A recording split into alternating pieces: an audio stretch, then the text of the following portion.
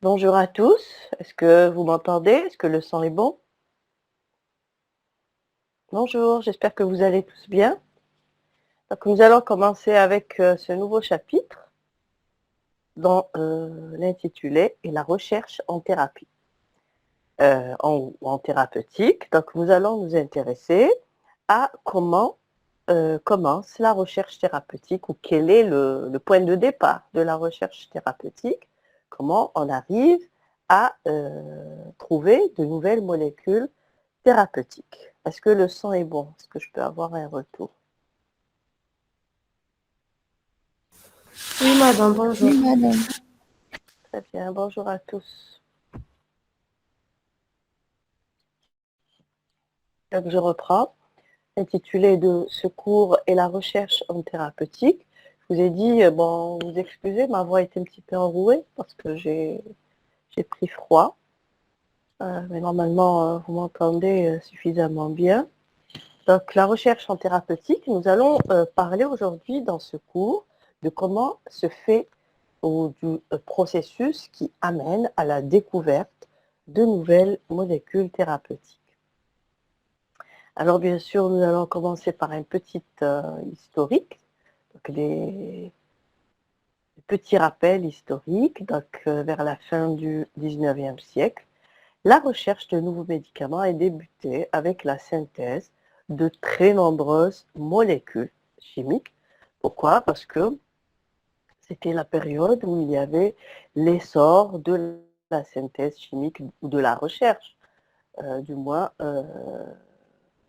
l'essor des technologies chimiques, et ce qui a permis aux industries pharmaceutiques naissantes de démontrer l'intérêt thérapeutique ou en parallèle de cet intérêt thérapeutique, la toxicité également de ces molécules ou ces nouvelles molécules. Donc c'est au 19e siècle que vraiment l'industrie pharmaceutique a connu un essor formidable en raison des nouvelles acquisitions technologiques, aussi bien en chimie, mais également en biologie.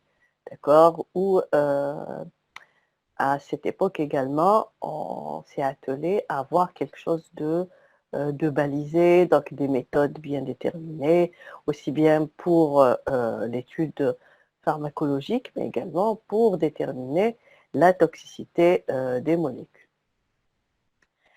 Dans la deuxième partie du XXe siècle, les exigences d'efficacité et d'innocuité, bien sûr, se sont nettement améliorées, ce qui a conduit les laboratoires à trier toujours plus de molécules, de nouvelles molécules, qu'elles soient naturelles ou alors de synthèse, afin de trouver toujours de nouveaux candidats médicaments. D'accord? Donc, dans la deuxième partie du XXe siècle, on est passé à une étape, on va dire, supérieure, ultime, où là, on parlait carrément de candidats médicaments et il y avait un screening de plein de molécules chimiques et autres, donc chimiques et naturelles, afin de montrer l'efficacité thérapeutique, mais également, donc je vous ai dit que l'étude des propriétés thérapeutiques était également associée à l'étude de la toxicité, d'accord, afin de montrer que ces nouvelles molécules thérapeutiques avaient un bénéfice thérapeutique, mais étaient exemples de toxicité, d'accord, parce qu'on avait tout intérêt à avoir des médicaments les moins toxiques possibles. Donc cela nécessitait l'automatisation des essais biologiques et de tri pharmacologique qu'on a appelé le screening. Alors nous allons voir que dans cette période, il va y avoir beaucoup de screening de molécules, c'est-à-dire qu'on va étudier de façon extensive plein de molécules chimiques afin de montrer leur efficacité thérapeutique, mais pas uniquement, de les caractériser également et de déterminer également leur toxicité. Alors à partir des années 90, la recherche s'est principalement focalisée sur la recherche de cibles moléculaires supposées pertinentes de quelques pathologies. Donc, on le voit bien, au fil des années, il y a ce qu'on appelle un affinage de la recherche thérapeutique, puisqu'à partir de la fin des années 90, on a commencé à parler des cibles thérapeutiques. Donc, cibles moléculaires, cellulaires. Donc, les médicaments donc on avait déjà cette notion qu'un médicament était supposé agir sur une cible moléculaire ou cellulaire afin de traiter une pathologie donnée. Donc vous voyez qu'au fil des années, il y a, on va dire, une spécialisation de plus en plus fine de la recherche pharmacologique. Alors, quelles sont les stratégies de recherche? Donc, je vous ai dit que dans ce cours, nous allons nous intéresser justement aux différentes stratégies de recherche qui sont appliquées afin de mettre en évidence de nouvelles molécules thérapeutiques. Alors, premièrement, concernant les molécules thérapeutiques ou les nouveaux médicaments ou les candidats médicaments, puisque lors de l'essor de l'industrie pharmaceutique, nous allons très souvent parler de candidats médicaments qui va être destiné pour traiter une pathologie donnée. Donc l'origine de ces médicaments est multiple, puisqu'ils peuvent être d'origine naturelle ou alors synthétique. Donc par exemple, les molécules chimiques, à l'instar des bêta-bloquants, d'accord, qui interviennent dans le traitement de l'hypertension artérielle, des problèmes d'angine de poitrine ou d'angor, et ainsi que de l'infarctus. Donc, ce sont des molécules qui sont issues de la recherche pharmacologique de molécules chimiques. Donc là, ce sont des laboratoires qui généralement sont spécialisés dans des molécules ou dans des familles de molécules chimiques. Et ces laboratoires vont s'atteler à faire le screening de ces molécules avec, bien sûr, in fine, la recherche de cibles moléculaires et d'intérêt pharmacologique. Donc, de même que les molécules chimiques peuvent avoir une origine animale, donc vous avez l'exemple de l'insuline, donc pas uniquement, hein, donc l'insuline qui est fabriquée à partir du pancréas de bœuf. Ces molécules chimiques peuvent également avoir une origine végétale, d'accord, telle que la digitaline qui est extraite d'une plante appelée la digitale. Donc cette molécule est cardiotonique.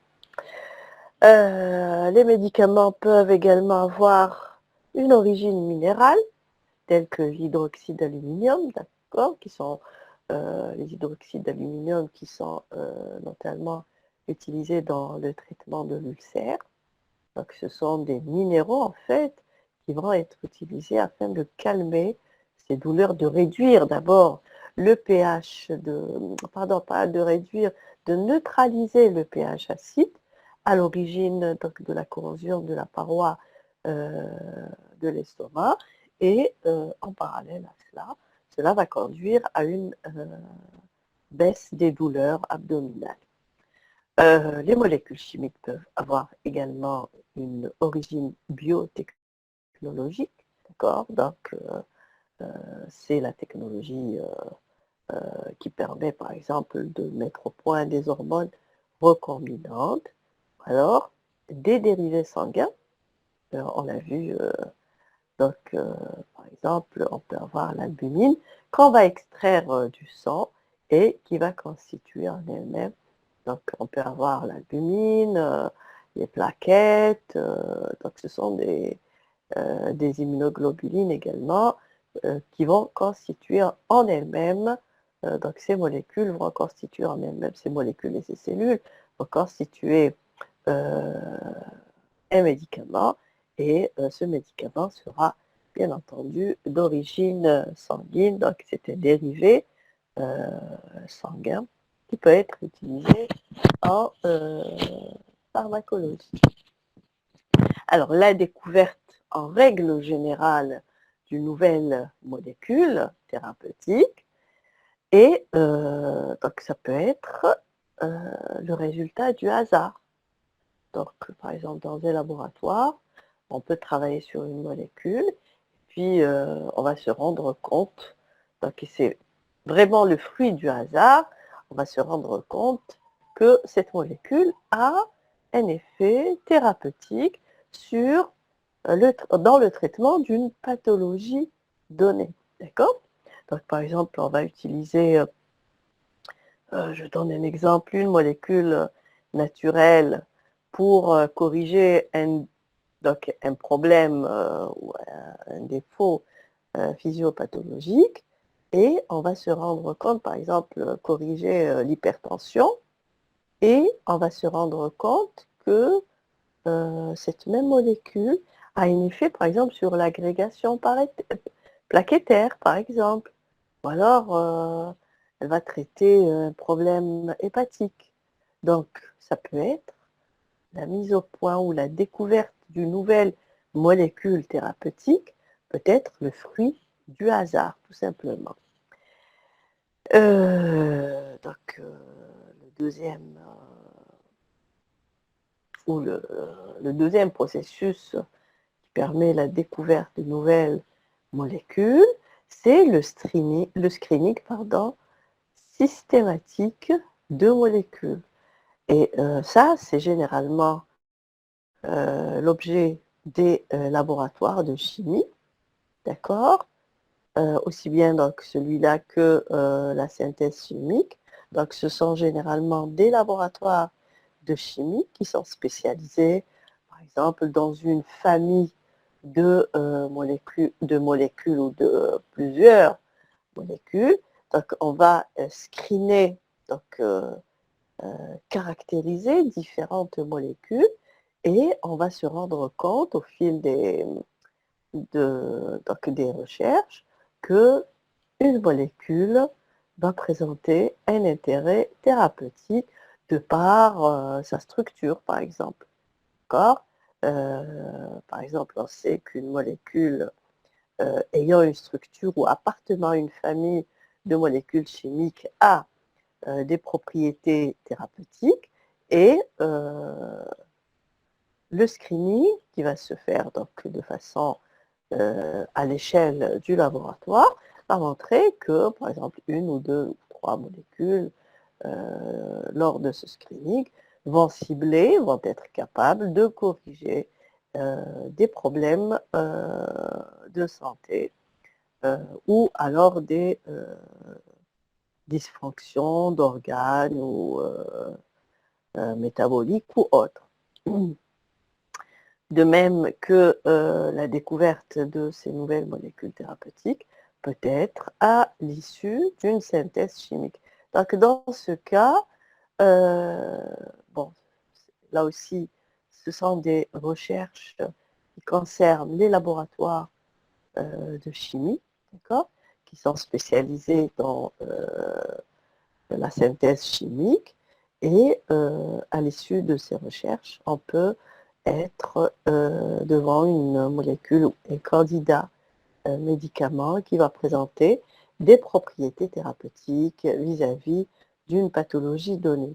Donc, concernant la synthèse chimique, très souvent, vous allez voir que ces laboratoires, en partant d'une molécule de base, donc les chimistes vont additionner des groupements ou modifier des groupements d'une molécule chimique de base, et cela va donner une nouvelle molécule chimique avec des propriétés thérapeutiques. Alors ces modifications peuvent être dirigées, c'est-à-dire que on a une molécule chimique, on sait que si par exemple on va substituer l'hydroxyle par une autre molécule, par un autre groupement. Cela va donner une molécule thérapeutique ayant des propriétés intéressantes, des propriétés thérapeutiques ou pharmacologiques intéressantes.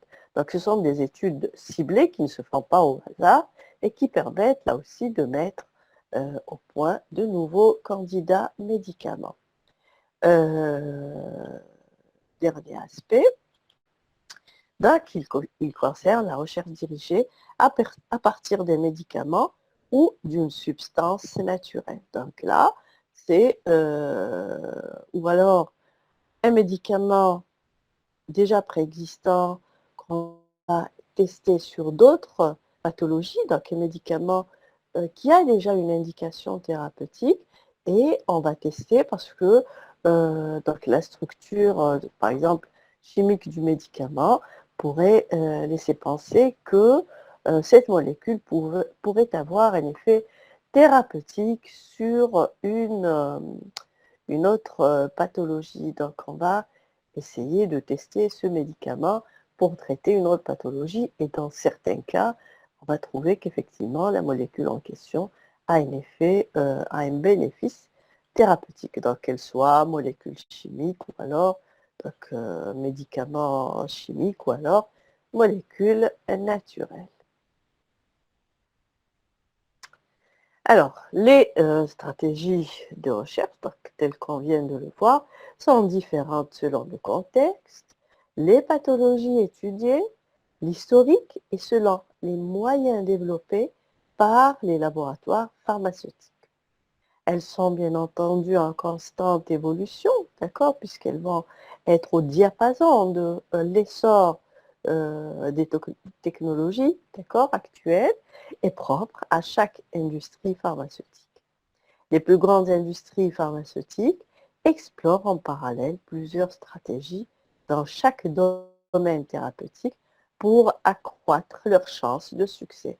Donc une industrie pharmaceutique, vous avez un petit laboratoire pharmaceutique qui va être, par exemple, spécialisé dans une pathologie donnée, en utilisant une procédure donnée, alors que les plus grandes industries pharmaceutiques vont être capables, parce qu'elles ont les moyens, parce que les moyens matériels, mais également budgétaires, qui leur permettent de lancer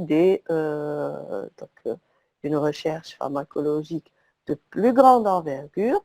Et là, elles peuvent utiliser plusieurs stratégies afin d'augmenter leur chance d'obtenir des résultats positifs à l'issue de leur recherche pharmacologique.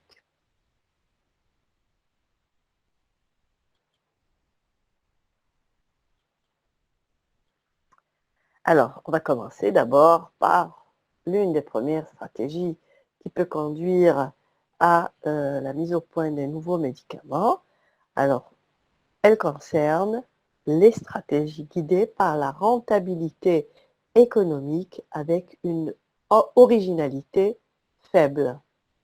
Alors, dans ce cas, nous avons d'abord la synthèse d'analogues de médicaments connus. Donc, on parle de copie thérapeutique. Donc, dans ce cas, et c'est l'objet généralement des laboratoires de chimie, d'accord. Donc, dans ce cas, cela consiste à modifier plus ou moins la structure d'une molécule qui a déjà un bénéfice thérapeutique, donc des médicaments déjà utilisés pour traiter une pathologie, afin d'obtenir une autre molécule et, si possible, présentant une amélioration qui peut être sur le plan sélectif, c'est-à-dire qui va entraîner moins d'effets secondaires, ou alors une amélioration des propriétés physico-chimiques, telles que, par exemple, une amélioration de la solubilité. Donc, c'est le cas, par exemple, de l'aspirine. L'aspirine, lorsqu'elle a été découverte au départ, premièrement, elle était plus toxique, notamment parce qu'elle avait une plus faible solubilité, d'accord. Donc, lorsque on absorbait cette molécule, qui n'était pas complètement solubilisée. Donc, déjà d'un point de vue efficacité, celle-ci était moindre, mais également elle avait beaucoup d'effets secondaires tels que hémorragie, douleur, etc. Donc, douleur abdominale, hein, je l'entends, parce que l'aspirine est un antidouleur également, donc on peut prendre lorsqu'on a mal à la dent, lorsqu'on a mal à la tête, et or il se trouve que l'aspirine, donc telle qu'elle a été découverte au début du siècle, c'était une molécule assez, on va dire, assez toxique, d'accord, qui était à l'origine de douleurs abdominales, donc c'est un petit peu comme les anti-inflammatoires, mais également qui était susceptible de produire des hémorragies également abdominales. Donc la modification de certains groupements de cette molécule a conduit à améliorer d'abord sa solubilité, mais également à réduire les effets toxiques inhérents à la prise de ce médicament. Donc là, il s'agit de copies thérapeutiques, ça veut dire qu'il s'agit d'une même molécule avec quelques modifications, mais on reste dans la même indication thérapeutique avec moins d'effets secondaires. Donc cette pratique ou cette stratégie engendre des familles de médicaments d'intérêt thérapeutique identiques, d'accord? Donc ces médicaments vont cibler la même pathologie de départ, mais avec des effets, bien sûr, toxiques moindres, beaucoup moindres, puisque c'est ça l'objectif de ces modifications. Donc la dénomination commune internationale pour ces molécules gardera le même suffixe, les regroupant dans un même groupe thérapeutique. Donc exemple, dans la famille des statines, qui sont des molécules qui sont prises ou administrées afin de réduire les niveaux de cholestérol sérique. Donc la molécule initiale, c'est la pravastatine.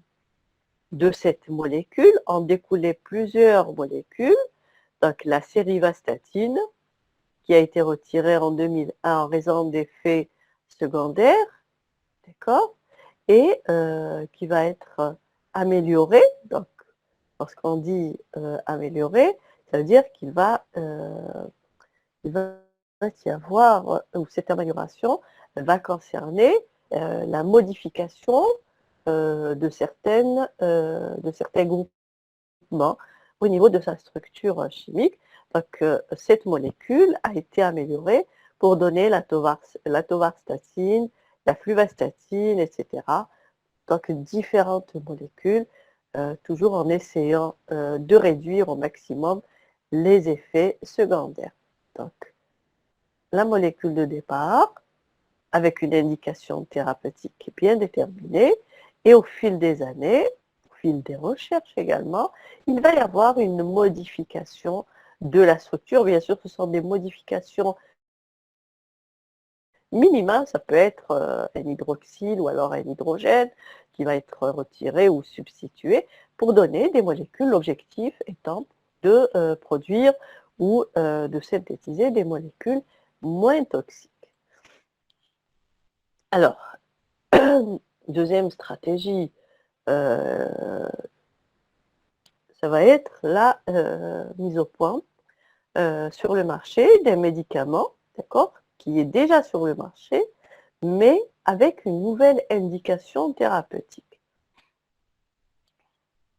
Alors, le choix de l'orientation thérapeutique d'une nouvelle molécule tient largement compte d'impératifs économiques. Et de ce fait, le développement et les essais cliniques nécessaires à l'obtention de l'autorisation de mise sur le marché d'une nouvelle molécule ne peut viser qu'un seul créneau thérapeutique, c'est-à-dire une seule pathologie qui bénéficie de peu ou pas du tout de médicaments. Or, de nombreuses molécules thérapeutiques ou de nombreux médicaments ont plusieurs potentialités thérapeutiques qui peuvent être étudiées successivement et mises sur le marché de façon échelonnée. Et donc ces molécules vont servir à une extension d'indication. Donc, la molécule de départ est indiquée pour une pathologie donnée, mais les études vont montrer que cette même molécule peut être utilisée pour corriger un problème ou une dysfonction physiologique ou physiopathologique d'une autre pathologie. Donc, une extension d'indication, soit à la mise sur le marché de la molécule sous un nouveau nom de fantaisie. Donc, c'est toujours la même molécule chimique, mais on va montrer que cette molécule chimique peut avoir une autre indication thérapeutique et qui va permettre de traiter une autre pathologie.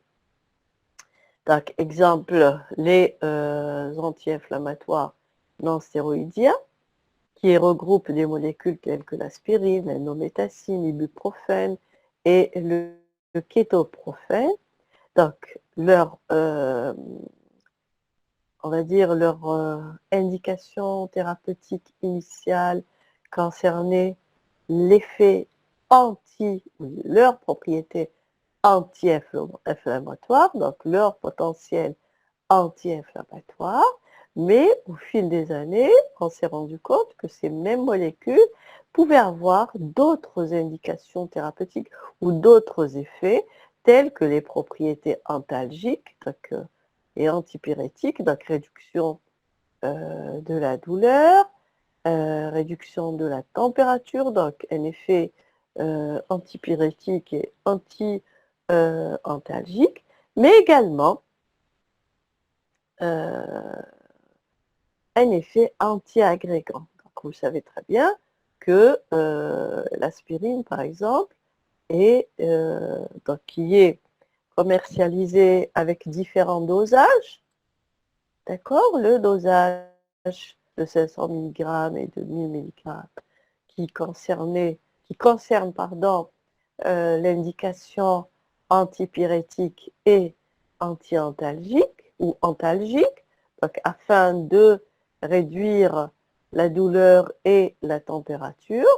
Donc en parallèle, vous avez également la forme pédiatrique, donc l'aspirine qu'on donne aux nourrissons. Il se trouve que on s'est rendu compte que la forme pédiatrique, par exemple, avait un effet anti-agrégant. D'accord? Et donc, cette forme pédiatrique est donnée aux adultes afin de corriger les problèmes ou donc l'agrégation physiopathologique ou des problèmes de coagulation sanguine. Alors, au départ, vous avez l'acétylsalicylate de lysine, qui est la forme soluble de l'aspirine. Donc, je vous ai dit au départ, l'acide acétylsalicylique, qui est l'aspirine de départ, avait des problèmes ou avait présenté des problèmes de solubilisation. Donc, le fait qu'on ait rajouté un groupement de lysine à cette molécule, ça a donné une forme beaucoup plus soluble et donc beaucoup mieux tolérée lors de la prise de ce médicament. Alors, cette même molécule est commercialisée avec des noms de fantaisie différents, tels que l'aspégique 1000, d'accord, qui est donnée, c'est la forme adulte, destinée donc aux adultes, qui a des propriétés anti-inflammatoires, antalgiques, antipyrétiques, et l'effet anti-agrégant pour cette forme-là représente un effet secondaire, d'accord? Donc qui généralement, dans l'indication anti-inflammatoire, antalgique et antipyrétique, n'est pas recherché. C'est un effet secondaire qui n'est pas désiré. Or, on s'est rendu compte que ce médicament peut être utilisé justement avec cette propriété anti-agrégante à faible dose. Donc on descend à 75 ou à 160 mg. Même on peut le donner donc la forme pédiatrique qui est à 100 mg pour un adulte, et cela pour avoir justement ce qui va être recherché ici, c'est l'effet secondaire qu'on a vu pour la forme adulte, et c'est l'effet anti-agrégant en fait qui est intéressant, qui est utilisé comme indication thérapeutique. Donc il s'agit là de deux molécules chimiques identiques d'un point de vue structure chimique, mais les dosages font que cette même molécule peut avoir des indications thérapeutiques différentes. Alors, autre exemple, vous avez très certainement entendu parler de cela, c'est la chloroquine. Donc, la chloroquine, en fait, c'est un médicament antiparasitaire et qui est administré afin de traiter le paludisme. Or, on s'est rendu compte que cette même molécule pouvait avoir des propriétés antivirales et a été utilisée afin de traiter les cas de Covid-19. Donc, c'est des médicaments présents sur le marché pour une indication thérapeutique, donc antipaludéen, mais pas uniquement. Il a un effet, donc c'est un médicament qui est également pris dans le cas du traitement de la polyarthrite rhumatoïde. Donc déjà, ça lui fait deux indications thérapeutiques totalement différentes, d'accord? Une maladie parasitaire et une maladie inflammatoire. Et à ces deux pathologies, on va dire, à ces deux pathologies, s'est greffée une maladie virale, d'accord, qui constitue une indication potentielle de cette molécule chimique. Alors, incitation à l'automédication. Donc là, il s'agit de ressortir une molécule thérapeutique donc, présente sur le marché, donc, afin de traiter une pathologie donnée, sous un nouveau nom de fantaisie et avec un dosage plus faible en visant une automédication soutenue bien entendu par une campagne publicitaire très intense. D'accord? Donc ce sont des médicaments qui sont destinés à traiter une pathologie donnée, mais on va réduire le dosage de ce médicament afin d'inciter à l'automédication, c'est-à-dire qu'on va, par exemple, présenter ces médicaments, bon, ça ne se fait pas ici chez nous, mais à l'étranger, vous avez des médicaments qui sont vendus en supérette, pas en pharmacie, par exemple. D'accord? Donc, il y a des rayons comme ça de médicaments en supérette. Donc là, c'est pour inciter, donc ce sont des médicaments destinés à l'automédication, c'est-à-dire que leur prise ne nécessite pas un avis médical, et c'est un petit peu pour inciter les gens à prendre de leur propre gré ces médicaments. Donc je vous donne l'exemple de l'orlistat. C'est un inhibiteur des lipases intestinales. Donc les lipides alimentaires sont rejetés dans les selles au lieu d'être dégradés par des enzymes intestinales qui sont les lipases. Donc, dans ce cas, on utilise ce médicament qui va permettre de rejeter, si vous voulez, ces lipides alimentaires.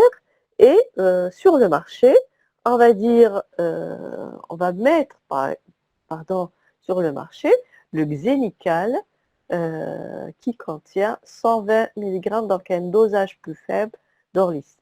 Elle est soumise à prescription médicale sur liste 1, donc l'orlistat, puisque c'est un médicament toxique, et son efficacité est très modeste. Il est important de suivre un strict régime alimentaire pour diminuer les effets secondaires. Donc, c'est un médicament qui va être non pas soumis à une prescription médicale, mais on pourra le prendre sur donc, de son gré en mettant en place ce médicament qu'on appelle Ali. D'accord? C'est le même, hein, quand il y a le même principe actif, mais avec un dosage beaucoup plus faible, à savoir 60 mg, et cela afin de permettre une automédication, donc en réduisant, bien sûr, en réduisant la quantité de principes actifs, on va automatiquement réduire ou diminuer les effets toxiques, et c'est pour cela qu'on va le mettre à disposition de la prise sans prescription médicale, puisqu'on va savoir qu'il est moins toxique et donc encourager l'automédication. Mais bon, ce n'est pas une bonne démarche également. Alors, deuxième grande stratégie, c'est l'exploitation par l'industrie pharmaceutique d'observation externe. Alors, vous savez très bien que lorsqu'on met un médicament sur le marché, donc une fois qu'il a obtenu l'autorisation de mise sur le marché et qu'il est commercialisé à l'échelle industrielle, on l'a vu, si vous vous rappelez, on a dit qu'il y a une pharmacovigilance, d'accord? C'est la phase 4 de la vie des médicaments, et dans cette phase, il va y avoir une surveillance, d'accord, du médicament sur le marché, en essayant donc de rapporter tous les effets secondaires qui peuvent être générés par la prise de ce médicament, donc effets secondaires qui n'ont pas, donc on n'a pas une, on va dire que les études ayant mené à l'obtention de l'autorisation de mise sur le marché, que ce soit les études toxicologiques et autres, n'ont pas permis de mettre en évidence ces effets secondaires. Je vous ai dit, je vous ai expliqué pourquoi, parce que l'étude va se faire dans une période de temps délimitée, même si on va jusqu'à 10 ans. Les 10 ans sur, si vous avez, je ne sais pas, une cohorte, admettons, hein, là je gonfle les chiffres, si vous avez une cohorte de 10 000 patients, quand vous avez un médicament qui est commercialisé pendant 13, 15 ans, 20 ans, avec des cohortes, donc, avec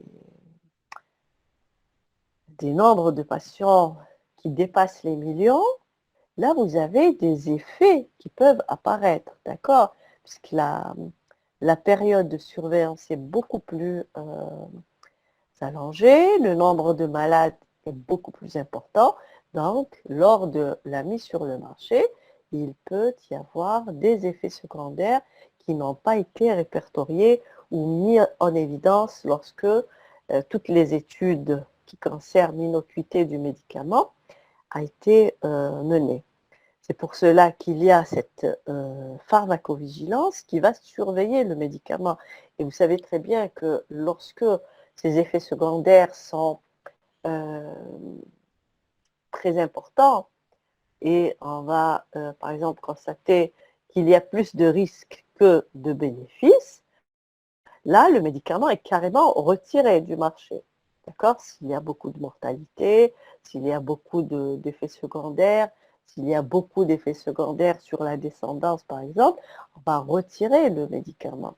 Mais lorsqu'il y a des effets secondaires et que ces effets secondaires peuvent être exploités pour traiter d'autres pathologies, donc on va utiliser, c'est ce qui va découler de d'une deuxième indication thérapeutique des médicaments déjà présents sur le marché pour traiter une pathologie. Donc, je vous donne un exemple. Donc, les sulfanimides. Donc, ce sont des sulfamides dont les propriétés sont antibactériennes, donc ce sont des antibiotiques, et qui sont utilisés justement pour traiter les infections bactériennes. Alors, une équipe médicale s'est rendue compte que l'un des sulfamides présents sur le marché entraînait des effets hypoglycémiants, d'accord, graves. Donc, cet effet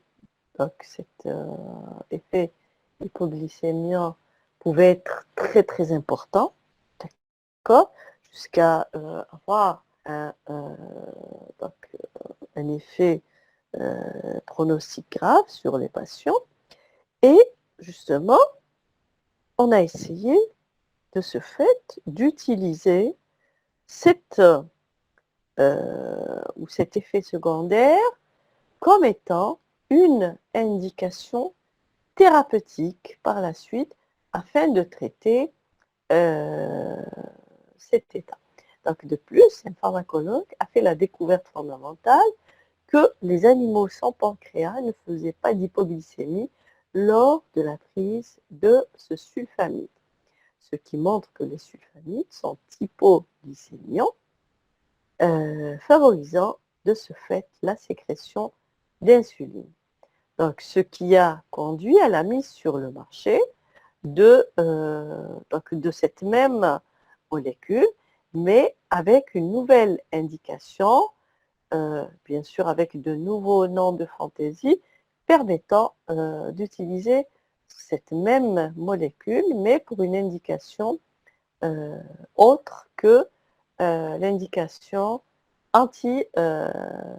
antibiotique ou antibactérienne. Autre stratégie, c'est l'exploitation de l'observation fortuite de l'effet d'un composé chimique ou naturel. Donc, exemple, la découverte de la pénicilline par Fleming en 1928 et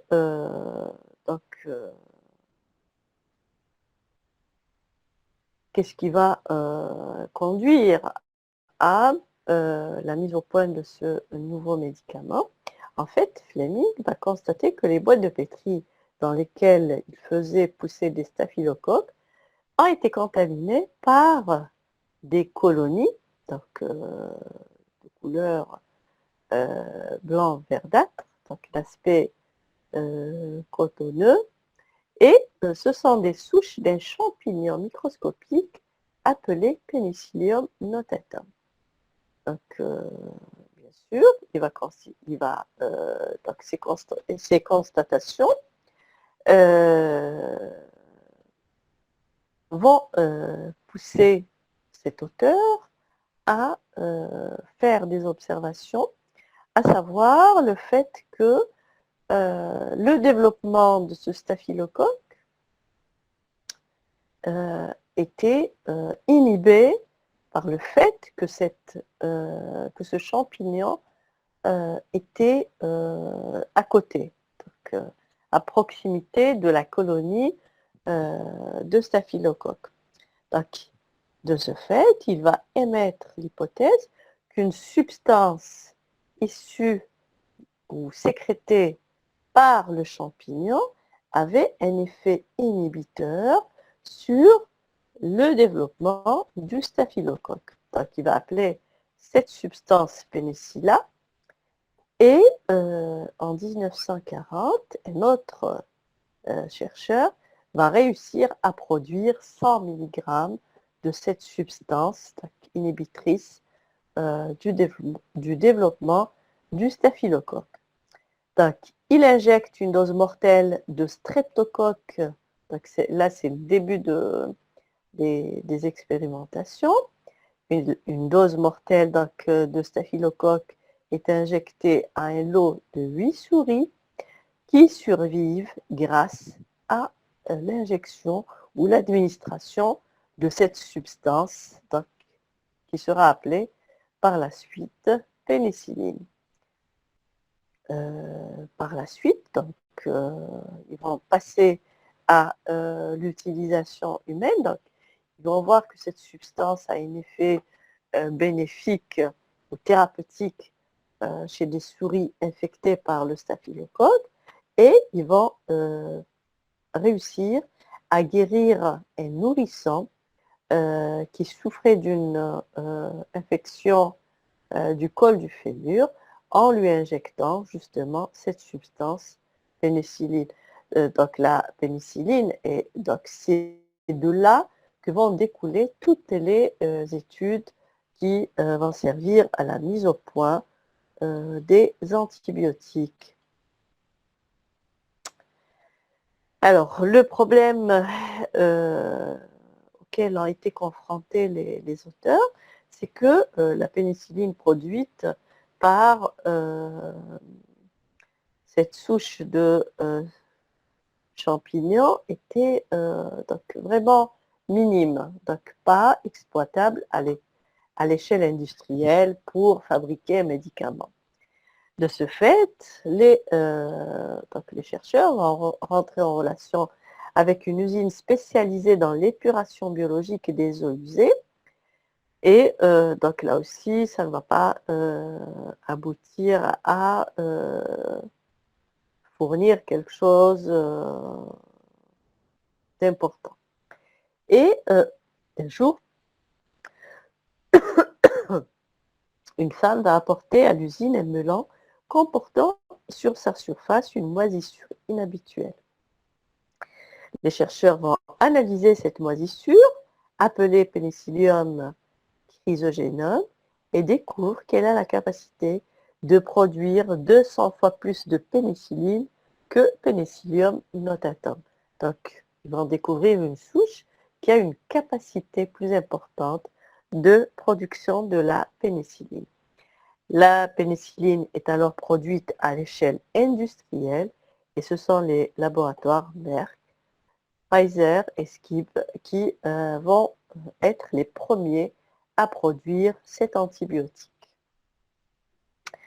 Alors, troisième grande stratégie de recherche des médicaments originaux, deux médicaments originaux.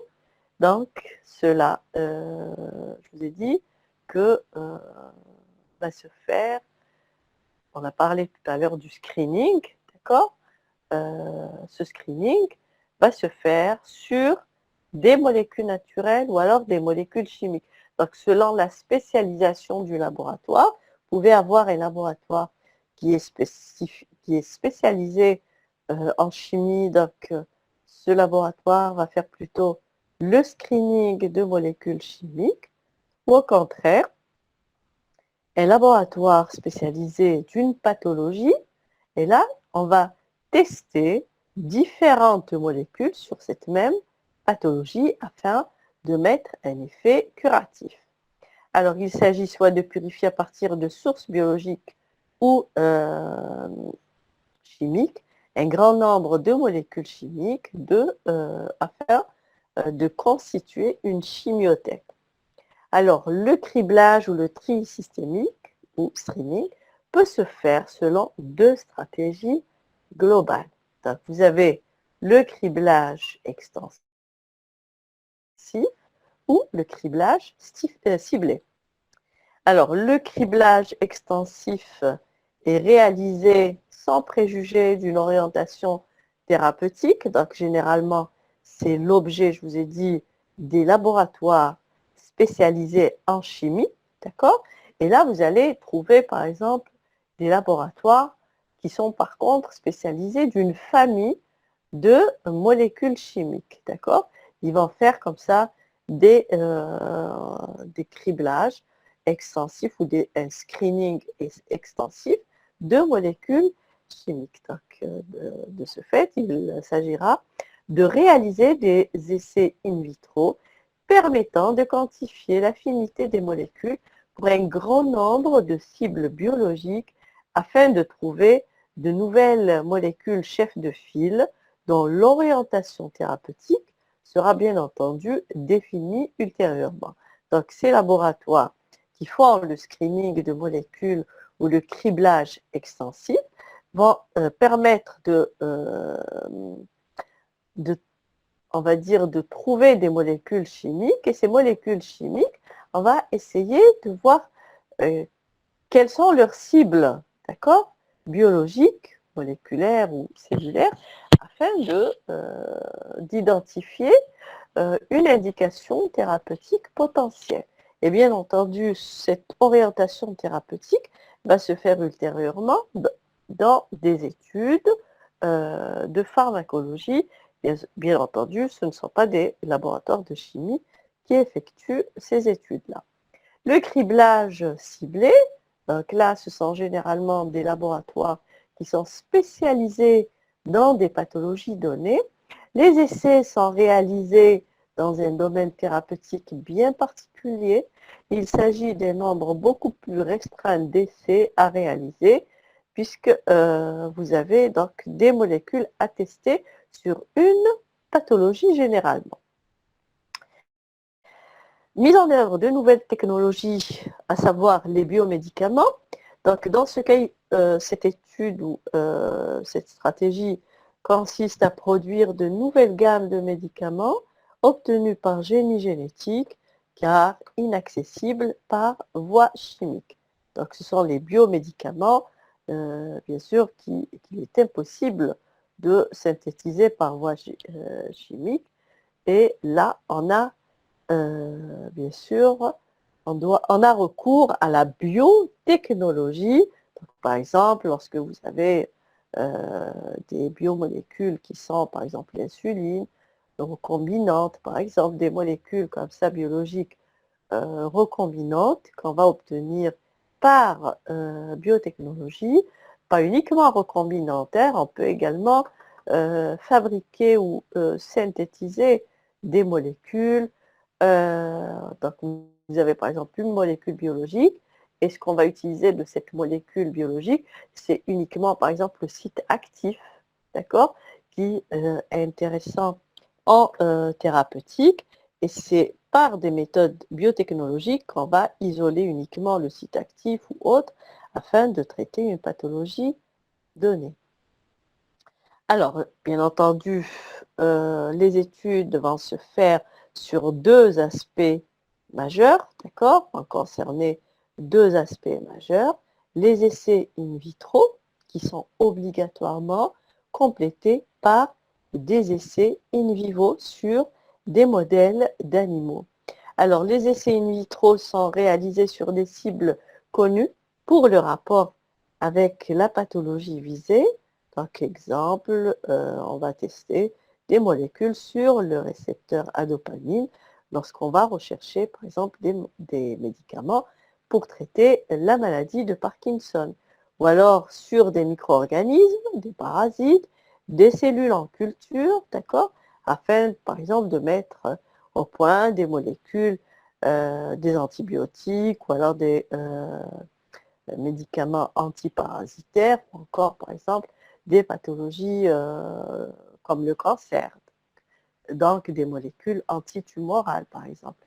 Donc, on va d'abord travailler sur des cultures cellulaires afin de prouver l'efficacité thérapeutique in vitro avant de passer à l'étude sur modèles expérimentaux animaux, bien sûr, idéalement sur la pathologie en question, afin de prouver l'efficacité thérapeutique avant, bien sûr, de passer aux études cliniques. Donc, nous avons l'étude préclinique qui va se faire in vitro et sur modèle animal, puis l'étude, les essais cliniques qui vont se faire chez l'humain, et vous savez très bien quelles sont les considérations dans ce cas. Alors, elles sont considérées comme, bien sûr, les animaux en question doivent être représentatifs de cette pathologie. Donc, nous avons des modèles expérimentaux de pathologie qui vont être utilisés. Donc, par exemple, si vous avez des études qui portent sur la maladie de Parkinson, nous allons utiliser des animaux où on a détruit donc, les cellules nerveuses impliquées dans la genèse de la maladie de Parkinson. Si vous avez des études qui vont se faire sur une maladie auto-immune, on va induire cette maladie auto-immune chez l'animal d'abord, avant de traiter avant de tester la molécule thérapeutique. Idem, si vous travaillez sur le diabète, on va travailler d'abord sur des animaux chez qui le pancréas, par exemple, a été détruit afin de tuer, de mettre en place un modèle expérimental et tester par la suite la molécule thérapeutique. Alors, exemple de criblage ciblé, donc en 1962, un chercheur prospecte les forêts de Californie pour le National Cancer Institute.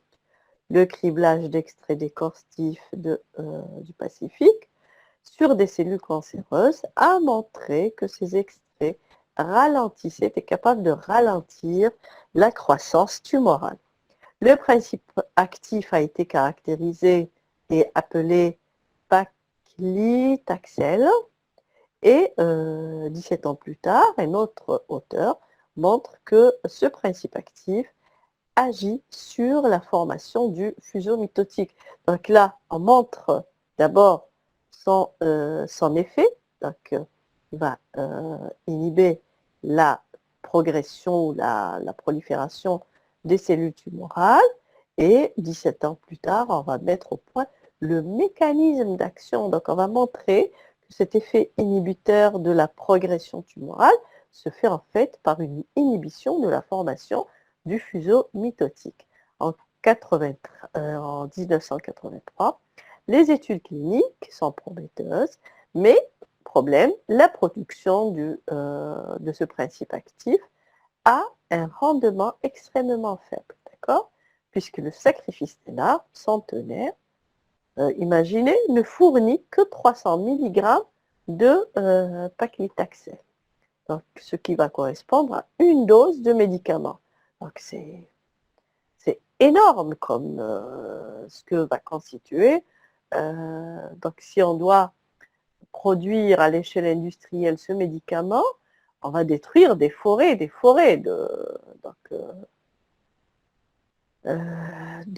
cet arbre. Et c'est pour cela qu'on va s'orienter vers la biotechnologie. Donc, le NCI cède l'exploitation de cette molécule au laboratoire Bristol-Myers Squibb, qui va débuter la commercialisation en 1992.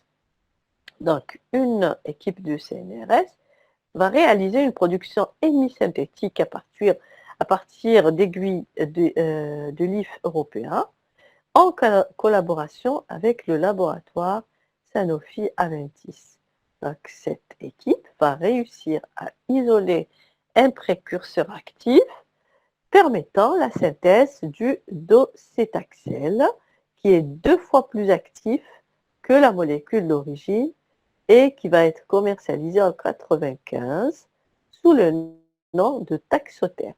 Pour cela, les plus grandes industries pharmaceutiques, parce que c'est très coûteux, ont su s'approprier les technologies complémentaires issues des biotechnologies afin donc d'augmenter, si vous voulez, le rendement de la production de ces principes actifs, donc qui vont faire notamment appel aux techniques immunologiques et de biologie moléculaire. Donc, un exemple de la mise en œuvre de ces biotechnologies, notamment dans la production des anticorps monoclonaux. Vous savez très bien que l'essor des anticorps monoclonaux ne cesse d'augmenter, puisqu'on les utilise afin de traiter plein de maladies, notamment donc les tumeurs, donc un certain nombre de cancers. Et vous savez que jusqu'à présent, ce sont des thérapies qui sont assez coûteuses, d'accord? Parce que on est obligé de passer par des technologies qui sont assez onéreuse. Donc, en fait, la technologie des anticorps monoclonaux revient à deux auteurs, Kohler et Milstein, qui ont obtenu le prix Nobel de médecine en 1984.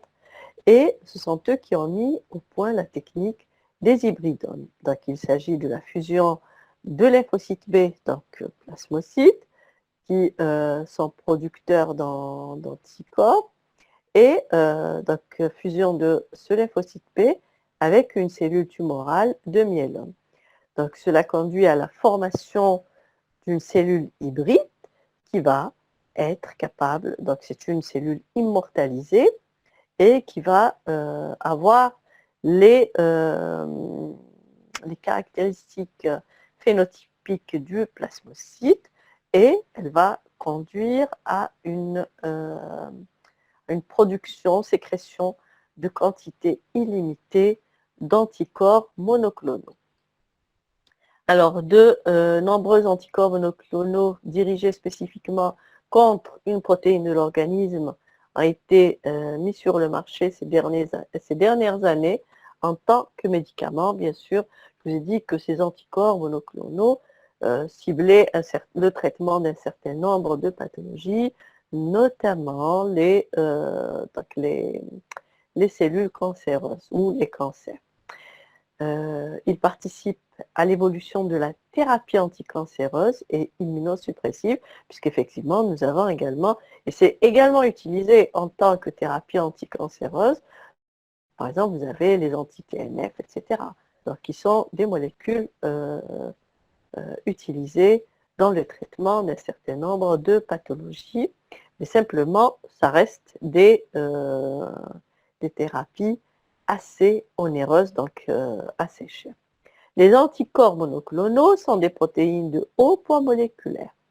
Lorsqu'ils sont injectés, d'accord, ils ne pénètrent pas dans les cellules, et afin de diminuer les réactions de rejet de l'organisme vis-à-vis de ces protéines étrangères, on a recours de plus en plus à des anticorps qu'on appelle, donc qui sont dits humanisés, en remplaçant au maximum les séquences peptidiques d'origine animale par des séquences humaines correspondantes. Et bien entendu, cette substitution ne peut se faire que lorsqu'on fait appel aux technologies ou aux biotechnologies. D'accord? Tout cela pour limiter les réactions secondaires ou les réactions de l'organisme, de rejet de l'organisme, qui peuvent conduire par exemple à un choc anaphylactique. Exploitation de découvertes biologiques récentes, donc là vous avez les approches rationnelles ou pharmacogénomiques.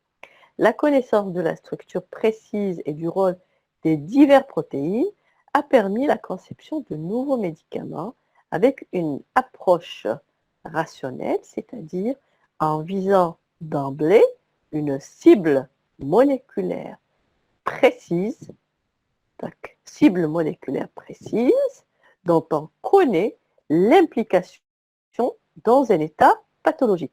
Par exemple, lorsqu'on va étudier une pathologie donnée, on va se rendre compte qu'en fait, par exemple, il va y avoir un défaut de récepteur, ou alors un récepteur qui va être on de façon inappropriée, de façon pathologique.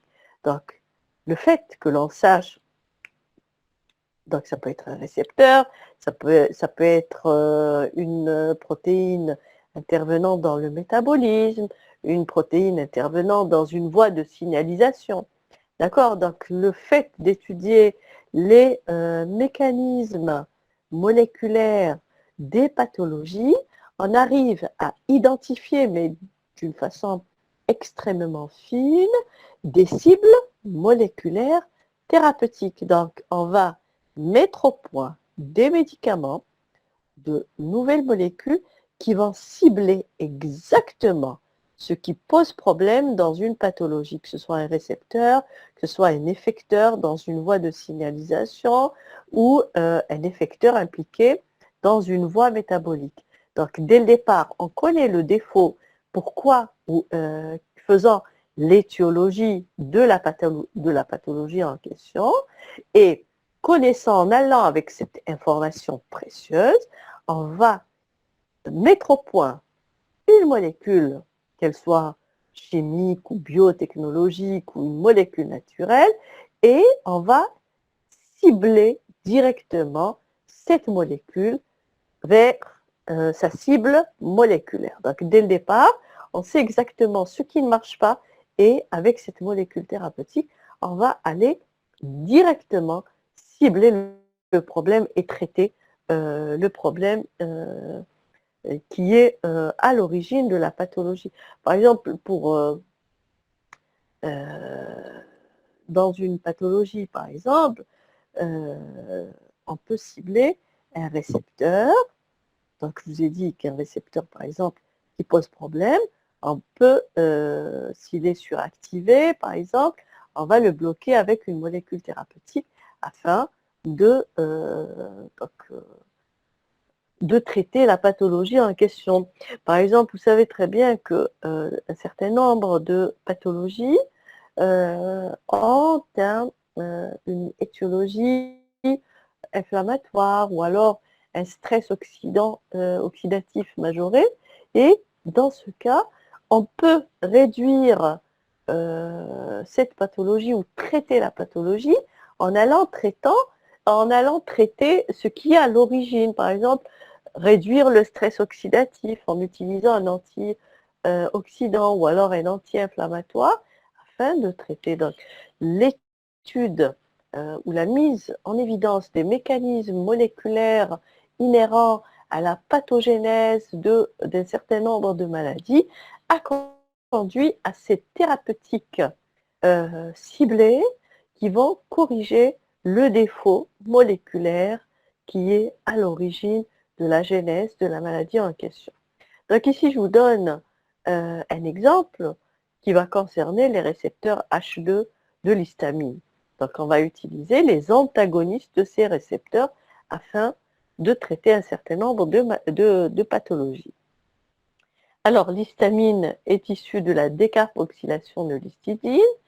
Elle est responsable de la sécrétion du suc gastrique et du HCl, contraction des fibres musculaires lisses, donc à savoir les branches, les intestins, accélération de la fréquence cardiaque, oui, parce que le myocarde est considéré comme un tissu musculaire lisse, donc la contraction va conduire à une augmentation de la fréquence cardiaque, relâchement des contractions de l'utérus, contraction des artérioles, dilatation des capillaires, ainsi que l'augmentation de la perméabilité vasculaire. Donc, une équipe de Cambridge a isolé l'histamine de tissus animaux entre 1919 et 1926 et donc ils ont déduit qu'il s'agit bien d'un constituant de l'organisme. Donc là, c'est l'historique que je suis en train de vous donner. En 1927, le rôle de l'histamine dans les phénomènes allergiques est admis ou est caractérisé. Entre 1934 et 1950, la découverte des antihistaminiques à l'Institut Pasteur a permis de confirmer l'existence de récepteurs de l'histamine en tant que cible moléculaire de ces antihistaminiques. Cependant, ces antihistaminiques étaient inactifs sur certains des effets de l'histamine dans la stimulation de la sécrétion acide de l'estomac et la relaxation de l'utérus. Donc, ce résultat va suggérer une hétérogénéité des récepteurs histaminergiques. Vous savez très bien qu'il y a plusieurs classes de récepteurs H1, H2, H3 et H4. En 1972, un auteur a montré que de nouveaux antihistaminiques étaient sélectifs de l'estomac. Il a de ce fait proposé l'existence de récepteurs H2 qui régulent la sécrétion acide de l'estomac par opposition aux récepteurs H1 qui interviennent dans les phénomènes allergiques. Ainsi, la cimétidine a été mise sur le marché en 1978 et ce médicament a été utilisé comme anti-sécrétoire puisqu'il ciblait de façon spécifique les récepteurs H2 qui sont situés au niveau de l'estomac. Ces propriétés anti-ulcéreuses ont véritablement révolutionné le traitement curatif et préventif de l'ulcère de l'estomac et du duodénum. Donc, voici pour le cours d'aujourd'hui. Est-ce que vous avez des questions sur ce qu'on a vu dans ce chapitre? Je suis à votre écoute.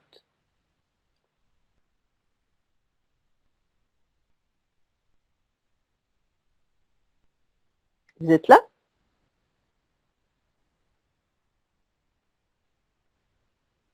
Oui, madame. C'est clair? Vous avez des questions?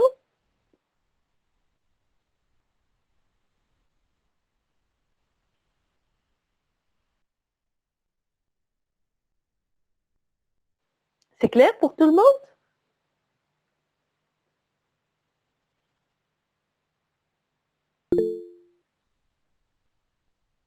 Très bien. Donc, je vais dire, au courant de cette semaine, je vais vous envoyer les supports de cours, d'accord, des premiers chapitres que nous avons fait jusqu'à présent. Très bien, donc s'il n'y a rien à rajouter, on s'arrête ici aujourd'hui et je vous souhaite une excellente journée. Au revoir. À vous aussi, madame. Merci.